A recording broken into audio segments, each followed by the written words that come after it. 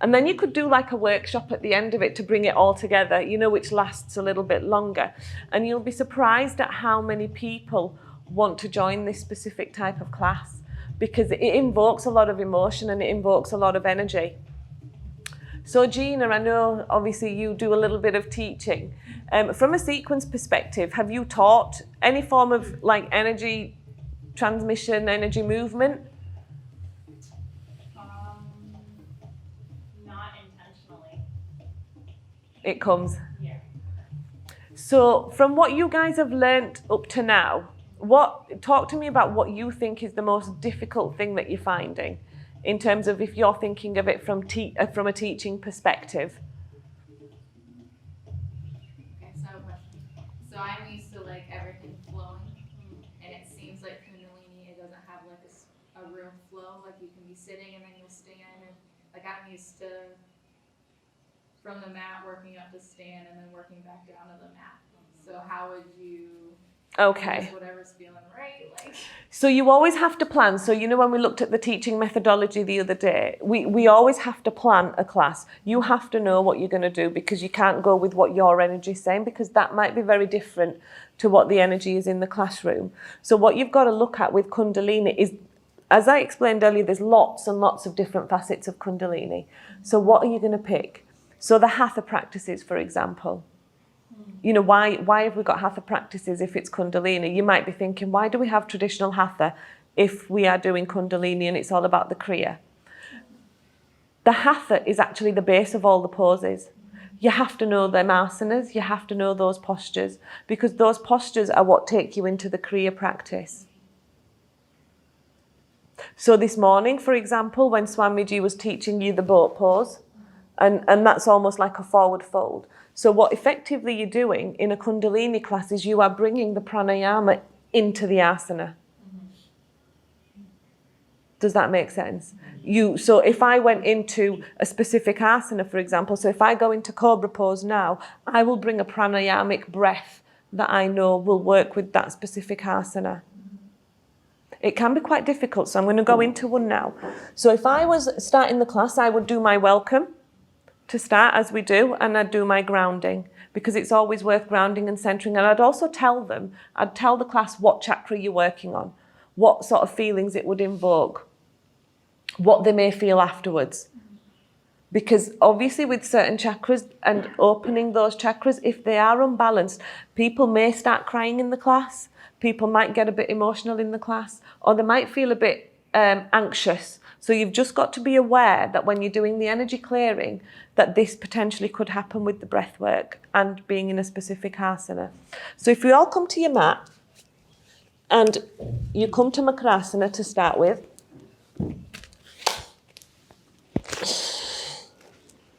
just lie like this, and then we're going to come into a Cobra pose, and I'm going to show you what the Hatha asana looks like when you invoke a pranayamic breath. So if I come up into Cobra pose, be comfortable in it. Go as only far as you need to. Don't push yourself. Inhale deeply. And then I'm going to pump the belly in a Kapalbhati breath.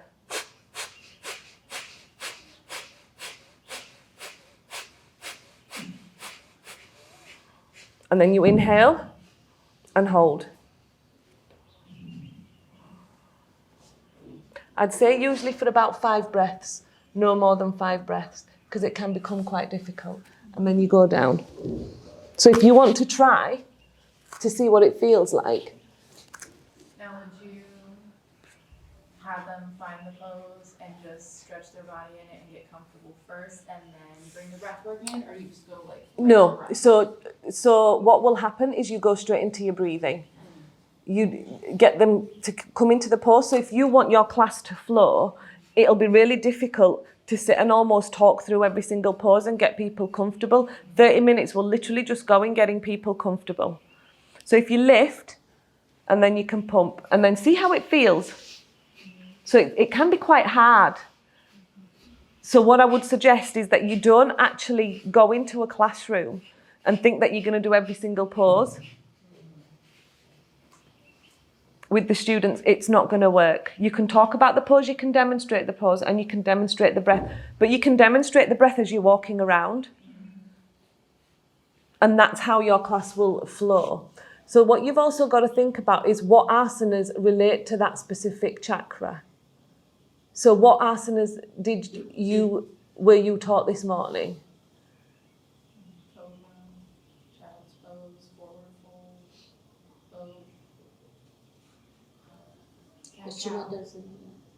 fold, Cat-cow.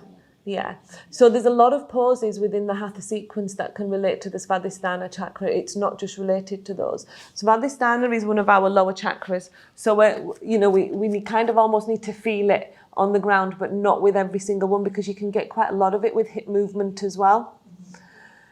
Now, the way that a class or a sequence would work is that you would do some warm-up exercises. Your warm-up exercises actually come from your Bhavan Muktasana series. You just need to pick 2 or 3. So if you're doing lower body, you could do a lot of hip opening warm-ups and back opening warm-ups. If you're doing the upper chakras, you could do a lot of shoulder opening and shoulder warm-ups. If you're doing any other kind of poses, quite central, you could do some laying down where you move both sides of your body. And then you pick 4 or 5 asanas. That's all you need to do that relate to the Svadhisthana chakra. And you work through those asanas with breath work. Each of those asanas you will bring breath into, even when you're doing your warm-up exercise. So say I'm doing my warm-up exercise and I'm sat here and I'm thinking, okay, I want it to be here. I want it to be my Svadhisthana chakra. I would pick 3 or 4 from, maybe 1 from each series sometimes, because an energy clearing one's quite good as well, just to get that, stagnant energy release. So you've got Bhavan Muktasana 1, which is all this kind of movement. So with this kind of movement, you can bring in that Bhastrika breath.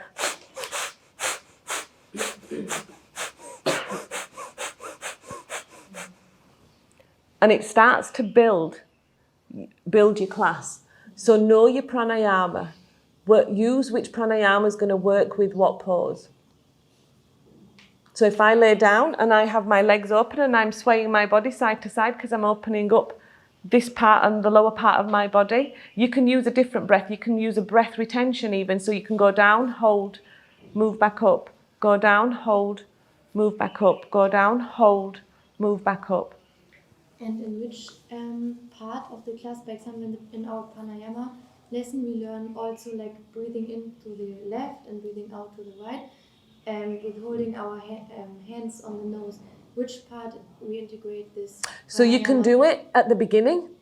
Before the warm-up. So before the warm-up. So what you're literally doing with the pranayama breath, so if you're doing like a Nadi Shodhanam or an Anuloma Viloma breath, I'd do my welcome first, my centering and my grounding, and then I would go into a pranayama breath clearance to set the room. Then go into the warm-up, then you go into the asana practice, then you can go back into a pranayama breath work and then into shavasana. But you have to be really mindful as well of your time and how long you can stay in, because 1 hour goes so quickly. So if you're talking about something, that 1 hour, it'll just fly like that and you won't even realise, and then you'll be looking at the clock trying to rush it through. So when you sequence, you have to practice. You have to practice what that sequence looks like. How long does it take? How does it work? Do you want to add mantra music in? Because again, there's specific mantras for specific chakras. And you can just build a playlist on Spotify, for example, for that particular class, and have it playing through in the background really gently to the flow of the asana. And when you want to increase the energy, you increase the volume. When you want them to start chanting, if they're in a specific position, just as I did with you guys and said, go into vam, vam, vam, I could have quite easily taken you into an asana class then and done a sort of practice with you without even really thinking about anything. And And that's the beauty. That's where you have to learn your traditional poses. You don't have to know every single pose, because what you will find in a teaching class and sequencing is that you always work towards one major pose. So that major pose doesn't have to be somebody being upside down or in a headstand or in a handstand, because what you'll find is 90% of the class probably are not able to do those asanas. What poses do you pick then? What poses would you say that you could use as a pose or an asana that you're going to work towards? If we focus on the Svadhisthana chakra, as you've done this morning. Boat pose, absolutely. Shoulder stand. Bridge pose. Cobra and child pose. Yeah, you can go into cobra pose. That can be classed as a key. So then you can build your other asanas around moving into the cobra pose as the final asana. It has to be sitting only. It can be. No, you can do anything. And a standing one also. Of course you can. Yeah. Svadhisthana doesn't just relate to something that's seated, albeit that we work it and teach it in that particular way, because that's the traditional way of being taught. And that's to get you guys to feel, so that you guys can feel what that Svadhisthana chakra feels like. What does it feel like? What do you see when you close your eyes and you're in those specific asanas? So we can club it like a two of standing and then sitting and lying. Yeah, because Svadhisthana is here. So when you go into a standing pose or an inversion, like downward dog, if you pull your pubic bone inwards and feel and close your eyes, you'll still feel your sacral chakra. But these are just to get energy flowing. So your Kriya practices really are to get your energy flowing. So effectively, the asanas that you did this morning quite easily can go into a flow or a practice, because you can just use them 6 or 7 that's being given and build a class around those asanas. So you could start with your welcome, your centering and your grounding, your pranayama, 4 of them poses even, back to a pranayama, and then a shavasana. And a shavasana doesn't just have to be 2 minutes. How many times do we go to an asana class and it's like the class is nearly finished and all of a sudden it's like, you've got 1 minute for shavasana, relax. Who's going to relax in 1 minute? It doesn't happen. So always make sure you leave time at the end of the class to really get people to settle down and feel, because that's the whole point of Kundalini. The whole point of Kundalini is that inner awareness. It's not about rushing. It's not about stressing. It's not about getting every single pose or every single asana in that you've been taught. Because sometimes our ego gets in the way and we think, I want to showcase everything that I've learned. I want to teach you everything. I want to show you everything. It won't work like that. So, how does it all string together and how does it all fit together? The reason we teach you in blocks and we can't teach you how to sequence is because everybody's style is different. How I teach will be very different to how Laura teaches. How Laura teaches will be very different to how Rishab would teach. Even if it's not for teaching and it's for your own inner practice, you have to learn to feel. So my tip for you would be, every time you are doing these Kriya practices, even when you're in the traditional Hatha class, feel the asana. Don't come to class with the ego to think, I need to get into that pose. Because that's when you'll start to build tension in your body and you won't have that feeling and that awareness. So every pose you do, every asana you do, every practice you do, you have to do it with that awareness. You have to do it with that feeling. What does it feel like for you? Because what it feels like for you, once you know what it feels like, you can then take that feeling and that's how you can push it into your classroom. That's how you push it into your practice. So I'm going to pick on somebody now, just because I can. So, who shall I pick on? Everybody's smiling at me. Look, everybody's so scared. Like, please don't look at me there. You give me eye contact. I see you. Rishab, I'll grab you. You're at the back of the class. You did Svadhisthana, so you've got a bit of understanding on that specific chakra. Run me through a 2-minute sequence. So, alright guys, sit in Dandasana. So we're gonna do Janusasana. So hold one leg. Should we just try it? Yeah, just practice with him. And make sure that your leg is the leg that you are holding is 90 degrees. Now twist your belly in the front. Twist your navel in the front. You can hold your leg from your left hand and go like raise your hands and go down. Hold and hold for three breaths. Come on. Raise your hands. Slowly change your leg.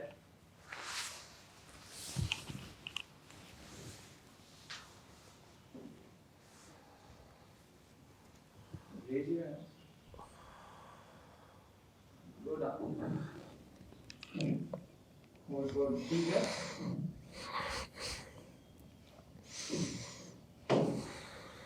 Raise your arms. Take your legs. And relax. Okay, so what I would have done in that specific asana, because it's Kundalini related, so you've gone into a very traditional hatha type breath in that specific asana. So what I would do is in Dandasana, just make sure everybody's grounded. If they're not sitting straight, get them to sit on something, just to lift the spine so that they can feel the energy and the straightness. So Rishabh, exactly the same as you did. Bend your knee, bring your foot to your thigh. Really what you want to do is feel your heel into your perineum. Push it in so it straightens you up almost. So can you feel a little bit more grounded in that way? For Kundalini and its awareness, what do you do? Raise your arms and we speed it up. Breathe.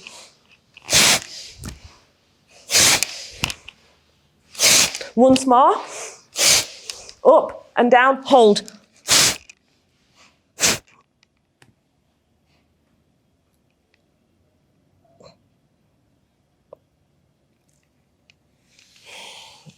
And then exhale upwards.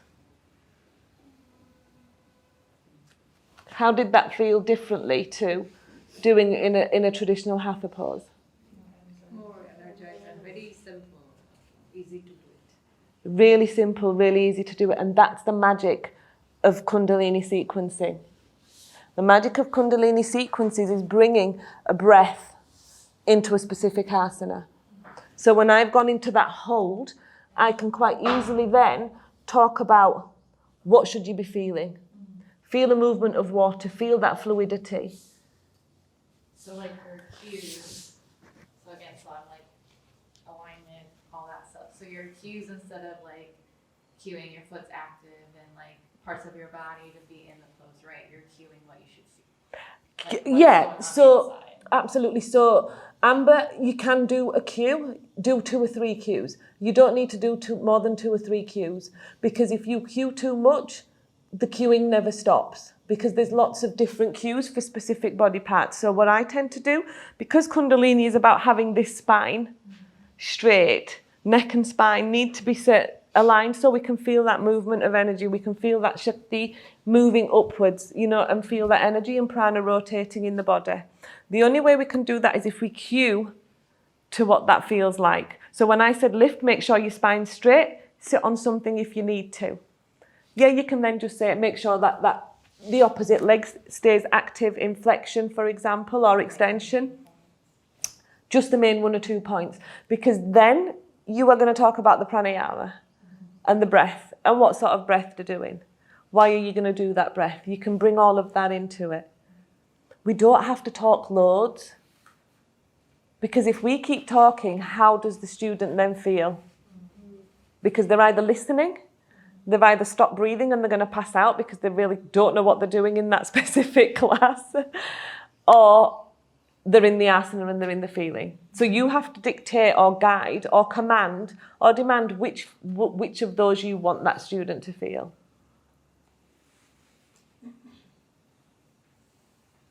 Okay, does somebody else now want to have a go? Poonam? No, not me, still thinking. Okay, you're thinking. Let's see. Gemma? Just think of a pose, think of an asana. Okay.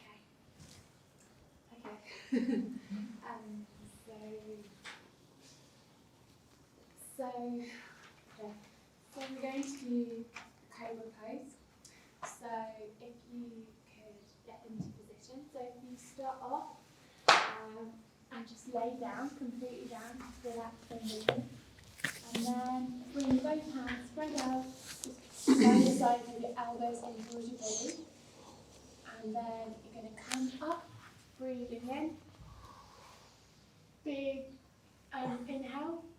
And then what we're going to do from here is we're going to go into child's pose. So we're going to come back, all the way back into child's pose, breathe down.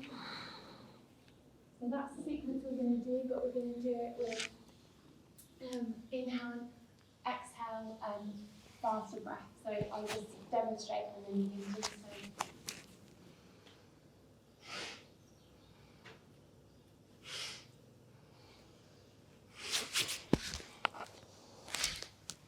So a really powerful inhale as you come up to cobra, and then a really powerful exhale as you come down to child's pose.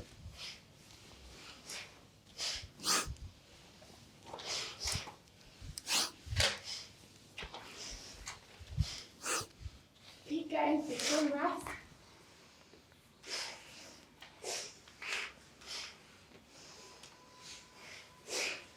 When you've done 10 breaths, just hug and relax into child pose. Exhale and relax and head down. And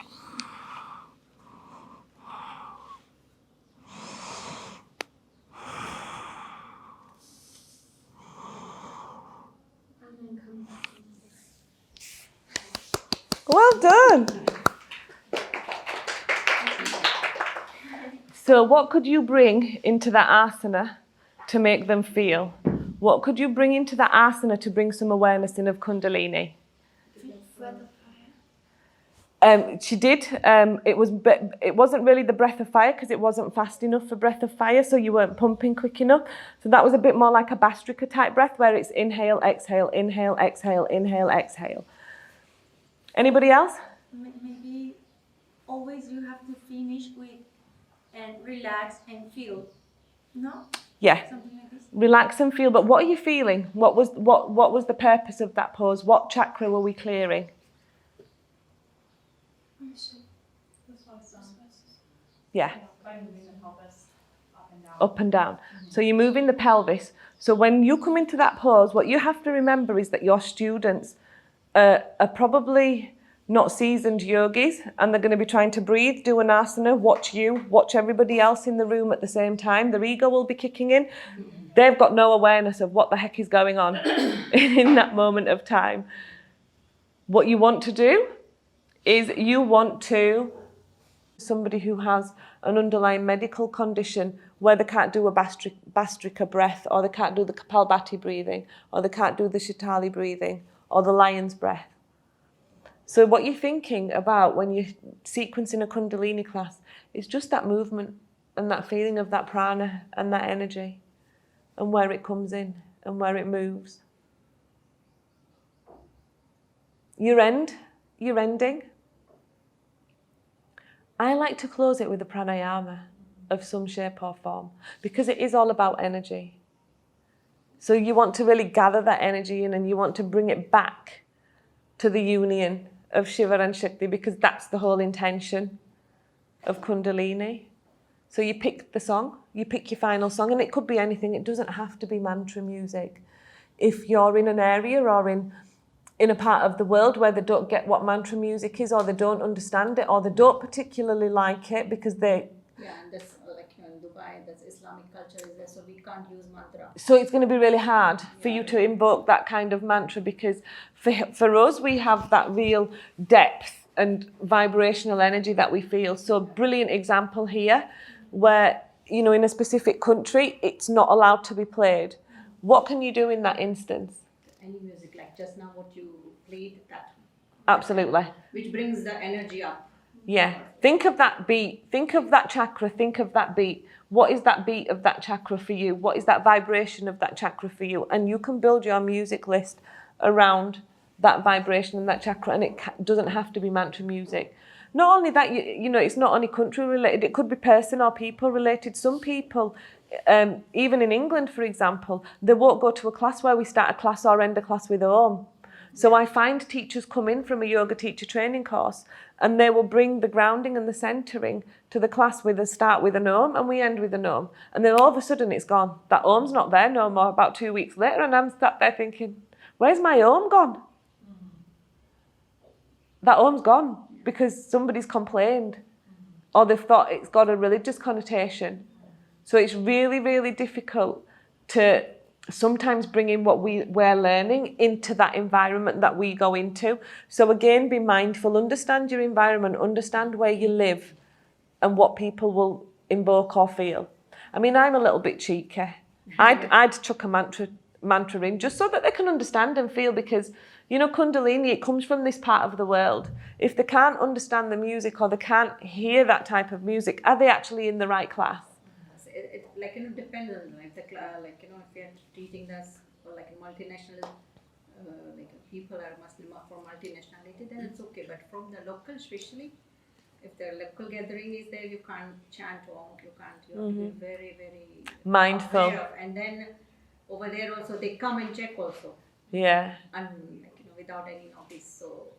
And you know, if it is something like that, you know, don't just think that there's mantra music in Hinduism. There's mantra music in Sikhism that you can use. There's mantra music in the Islamic world, that if you're in Mexico, for example, there'll be some sort of Spanish beat or Spanish salsa beat, you know, Colombian salsa beat going on, you know, where we can sort of build it into the chakra and build it into the music. And that chakra or chant might actually be with that music.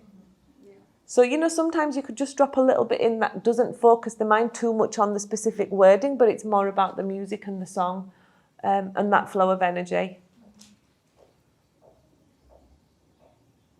Next, on sequencing. I'm here to help you guys with sequencing. Ask me questions. Once I leave this classroom, I'm closing off to it. Okay, so question. So obviously you said Shavasana and then end with breath work. So you work towards your main peak breathwork pose. Then you just go to Shavasana, or do you wind them down a little bit? How do you do that?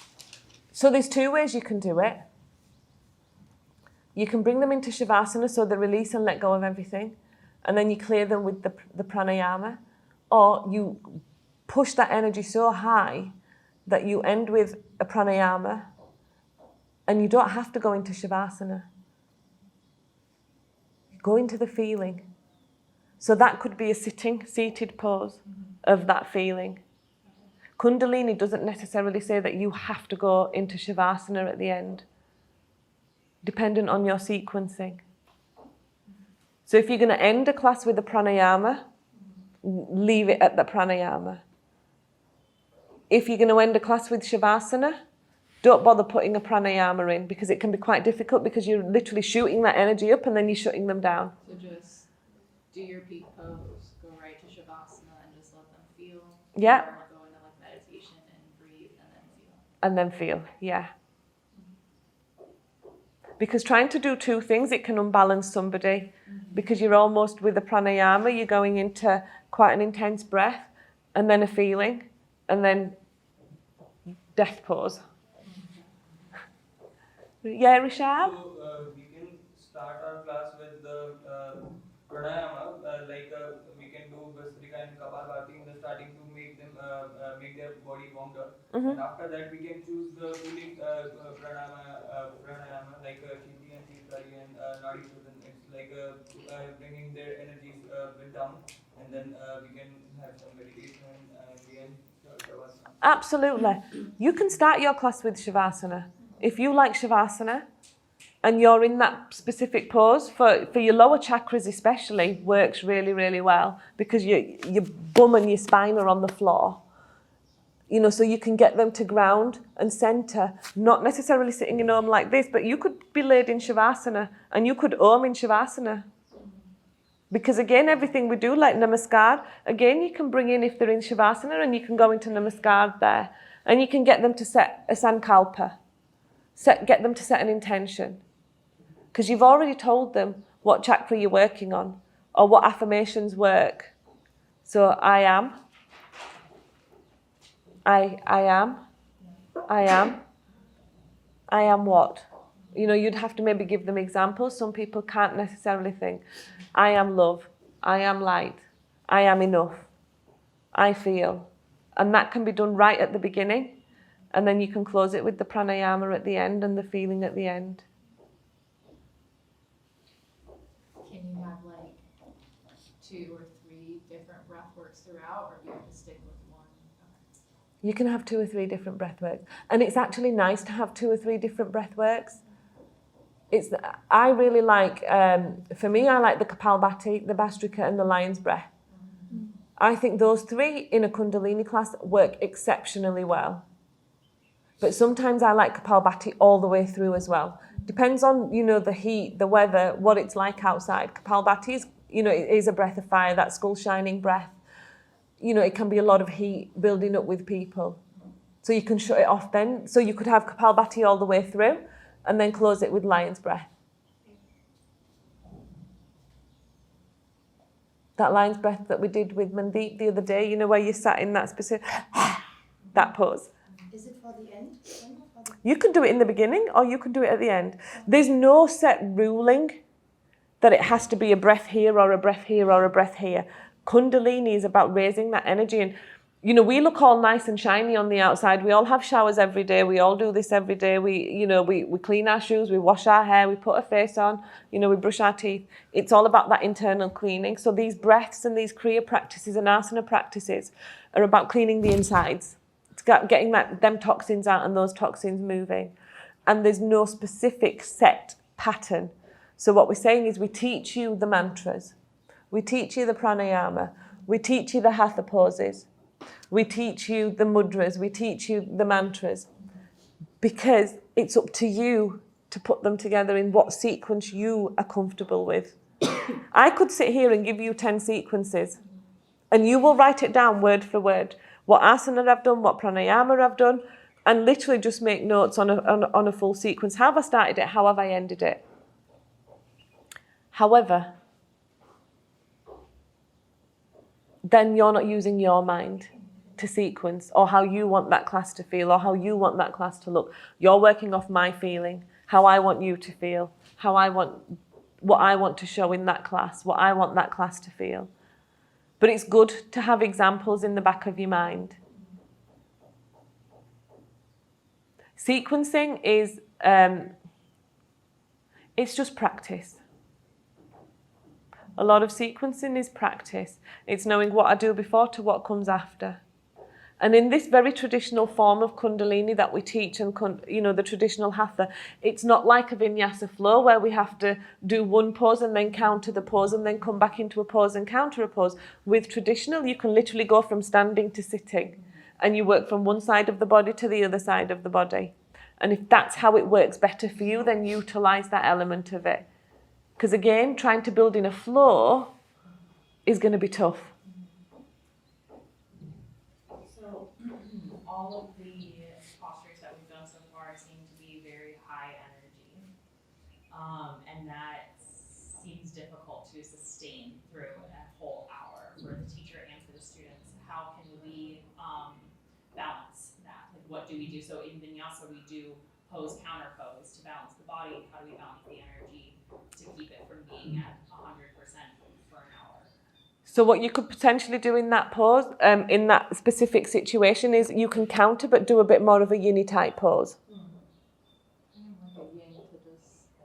Release.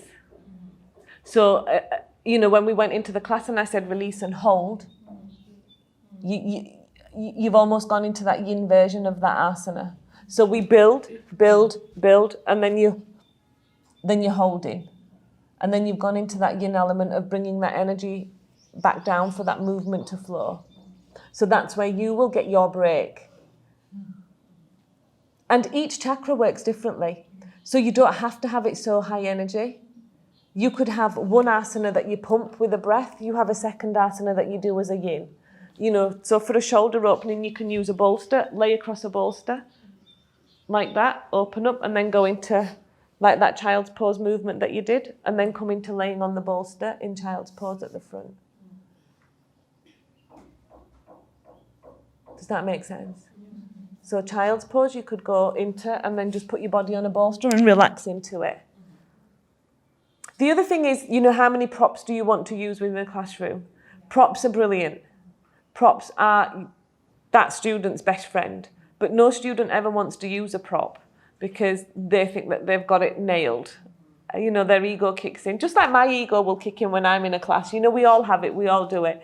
You know, even when you guys first came to the class and you're all looking at each other thinking, I don't know this person and I don't know that person. Your ego's kicked in straight away. And I bet, and put your hands up if you did, a few of you, where you've gone into that hatha class or you've gone into that creative class and thought, well, I'm just going to do it, and then you're dead. Like, can't breathe, can't move. I've twisted the wrong way. I've twisted too far that way. I shouldn't have twisted that far. But you want it to look good because the teacher's there. Hands up. Be honest. We do it. You know, not just you guys do it, I do it. So if we've done it, guess who else is going to be doing it? Those students watching you, thinking, oh, wow, look at what my teacher can do. I can do that too. And then you think, God, I can see that contorted face, you know, where you've told them to breathe and they've stopped breathing. That's where you guys come in. Sequencing and trying to pull it all together. This is what you should be thinking about when you're in your practices. When you're learning your mantras. Oh, so I've learned, and if you look at it, each day you have the same schedule. You have a sadhana practice on a morning. Then you have the pranayama and mantra. Then you have your kriya practice. Then you have your pranayama and your mantra. Then you have your alignment stuff. Then you have your anatomy stuff. Then you have your hatha stuff. Then you have your meditation stuff. Think of that almost as your sequence too. If you look at it in that way and look at it how it aligns across, that is literally your sequence done as a starting practice and a starting base. And each day, the relation of the mantra works into the pranayama, works into the kriya practice. The only difference being your alignment slightly off because that's teaching you how to make your students more comfortable and at ease with a specific posture. And your anatomy is all about the medical and health conditions in the body because you don't want people twisting into positions that they shouldn't be. But look at it from that perspective. Look at that flow. And then do you know what you should do in your journaling? Is you should just write a little sequence for yourself every day for that specific chakra. Oh, where does that mantra work? How does that colour come into here? How do I raise that awareness of that specific chakra? What asana would I want to put in or build? Because we are giving you the tools. And it's for you to sort of decipher and understand those tools and how they work and where they work. Because I can't teach you to be a teacher. And I can not really specifically teach you how to sequence, but I can give you guidance on how to sequence. And where does something work? Where does something look good? Where does something fit? Gina, I'll pick on you. Off the top of your head, just throw me 3 asanas and what you would do with the breath work.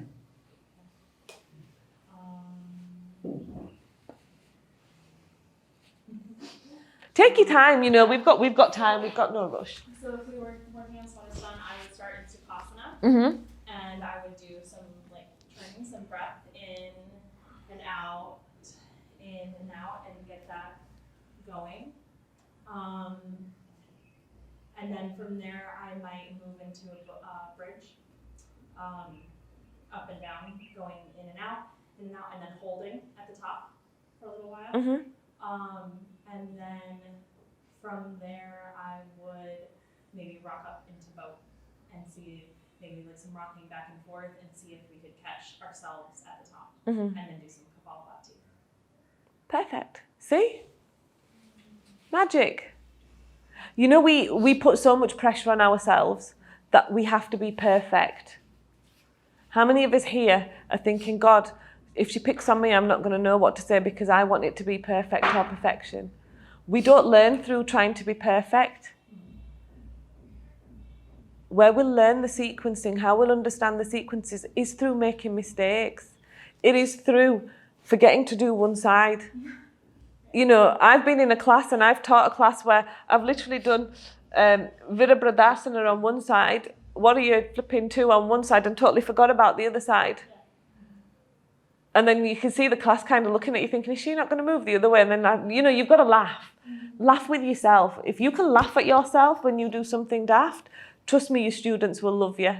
Because we've got to be able to joke in that class. We're not serious. As yogis, who wants a flipping serious yoga? Seriously though, you know, let's make some mistakes because we learn as well then at the same time. And that's where you continue to be the student. I mean, sometimes I walk through Rishikesh and I will see such a moody Sant, sage or Baba. You know, he's got no smile on the face whatsoever. I'll tell you, the other day I was walking down the street and he must have thought I was English or Western. And he said, hello, how are you? So I went, namaste, aap kaise ho? So I said, how are you? I don't like you. Literally what he said to me, I don't like you. And I looked and I went, you're dressed like that and you're coming with that vibe to me. Bafaho, go away. You know, but we don't want that mood. That's like bad energy. You know, if you make a mistake, don't be flustered by it. It's fine. If you miss a trick, you miss a pose, you forget a breath, or even if you stop breathing, which happens because you're trying to do everything all at once, it don't matter, just as long as you don't pass out. Because can you imagine the teacher were breathing and she passed out? I'm going back to that class. I'm not going back to her class again, she don't know what she's doing. You know, you can really see that happening. Like sometimes I think to myself, am I going red in my face because I can't breathe anymore? It is. Make it simple. It doesn't have to be somebody swinging from the chandeliers. You know, we're not monkeys at the end of the day. You know, even if we go back to the theory of evolution and that's where we started, we don't swing from the chandeliers. We don't need to. And that's not the intention of Kundalini. Kundalini, as Guruji mentioned in sadhana class this morning, you know, when people start shaking and doing all, that's not Kundalini. That's not that energy.